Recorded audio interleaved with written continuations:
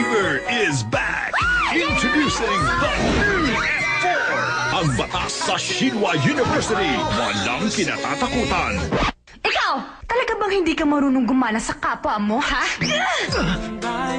Yan si Jandy! Babaeng palaban! Papasukin ang mundo ng mayayaman! Siya ang napili ng F4 na bigyan ng red card? Tapos ka na ngayon.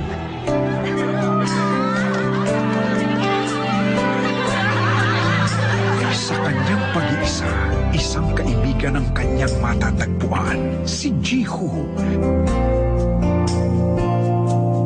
Pero may isang lalaking gugulo sa mundo niya. Ikaw! Si Junpyo, leader ng F4! Ang babaeng yun, hindi siya mawala sa isipan ko. At habang nagagalit sa akin, lalo lamang siya nai-inlove sa akin. Ano bang gusto mong gawin ko? Tall and handsome naman ako. Matalino at mayaman. Hindi ako maganda. Hindi ako matalino. Galing lang sa mahirap ang pamilya namin. Hindi ka nga maganda, hindi ka rin matalino.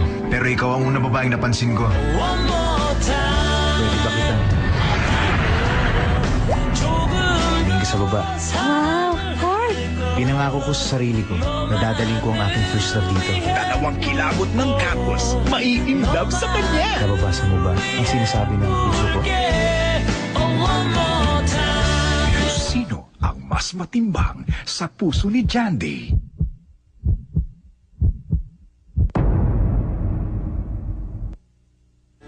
This May, ABS-CBN proudly brings you the Korean novella phenomenon of 2000